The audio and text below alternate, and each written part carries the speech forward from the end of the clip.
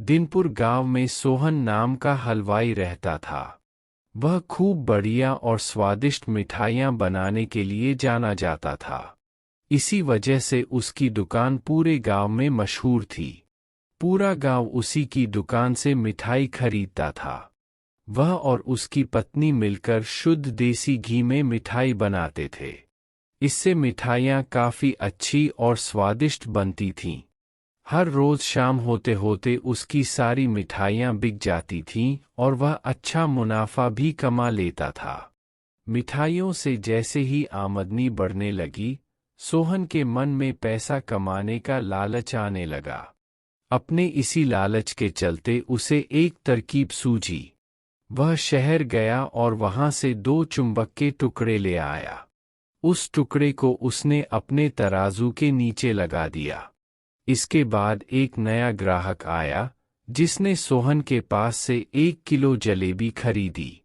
इस बार तराजू में चुंबक लगाने की वजह से सोहन को अधिक मुनाफा हुआ। उसने अपनी इस तरकीब के बारे में अपनी पत्नी को भी बताया, लेकिन उसकी पत्नी को सोहन की यह चालाकी अच्छी नहीं लगी।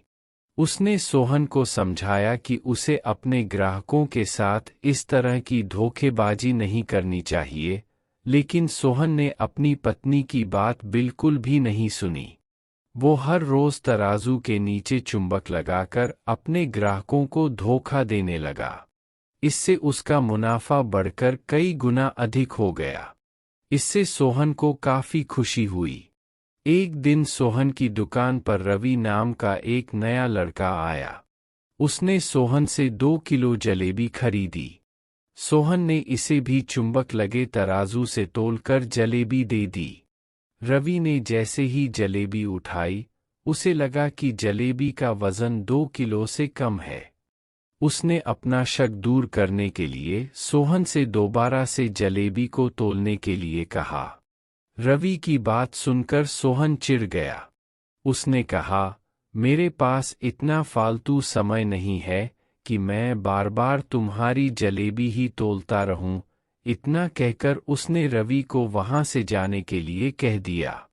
सोहन मिठाई वाले की बात सुनने के बाद रवि जलेबी लेकर वहां से चला गया। वह एक दूसरी दुकान पर गया और वहां बैठे मिठाई वाले से अपनी जलेबी तोलने के लिए कहा। जब दूसरे दुकानदार ने जलेबी तोली, तो जलेबी सिर्फ 1.5 किलो ही निकली। अब उसका शक यकीन में बदल गया था। उसे पता चल गया कि सोहन मिठाई वाले के तराजू में कुछ गड़बड़ है। अब उसने तराजू की गड़बड़ को सबके सामने लाने के लिए खुद एक तराजू खरीद लिया और उसे ले जाकर सोहन मिठाई वाले के दुकान के पास ही रख दिया। फिर रवि अपने सभी गांव के लोगों को वहां पर इकट्ठा करने में लग गया। जैसे ही लोगों की थोड़ी भीड़ बढ़ने लगी, तो उसने गांव के लोगों को कहा कि आज मैं आप सभी लोगों को एक जादू दिखाऊंगा। यह जादू देखने के लिए बस आप लोगों को सोहन मिठाई वाले से खरीदा गया सामान एक बार इस तराजू में तोलना होगा। तब आप लोग देखेंगे कि कैसे सोहन मिठाई वाले के तराजू में तोली गई मिठाइयाँ इस दूसरे तराजू में अपने आप ही कम हो जाती हैं। मिठाई वाले से खरीदा गया सामान एक बार इस तराजू में तोलना होगा। तब आप लोग देखेंगे कि कैसे सोहन मिठाई वाले के तराजू में तोली गई मिठाइयाँ इस दूसरे तराजू में अपने आप ही कम हो जाती हैं। अपनी दुकान के पास ही यह सब होता देख सोहन मिठाई वाला रवि से झगड़ा करने लगा। उसने लोगों को बताया कि रवि यह सब नाटक कर रहा है। अपनी बात को सही साबित करने के लिए रवि सीधे सोहन मिठाई वाले का तराजू लेकर आया और तराजू में लगा चुंबक निकालकर सबको दिखाने लगा। यह देखकर गांव वालों को बहुत गुस्सा आया। सबने मिलकर उस लालची मिठाई वाले को खूब मारा। अब उस लालची मिठाई वाले को अपने लालच और उसके कारण की गई गलत हरकतों पर पछतावा हो रहा था। उसने अपने गांव के सभी लोगों से माफ़ी मांगी और वादा भी किया कि भविष्य में वे ऐसी कोई भी जालसाजी नहीं करेगा। सोहन की इस धोखेबाजी से पूरा गांव नाराज था, इसलिए लोगों ने उसकी दुकान में जाना काफी कम कर दिया। इधर सोहन के पास पछताने के अलावा कुछ और नहीं बचा, क्योंकि वो पूरे गांव वालों का भरोसा खो चुका था।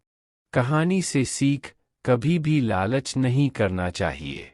हमेशा ईमानदारी के साथ अपना काम करने से ही इंसान का नाम होता है। लालच के चलते भले ही कुछ समय के लिए अच्छा फायदा हो, लेकिन इससे इज्जत और आत्मसम्मान दोनों कम हो जाते हैं।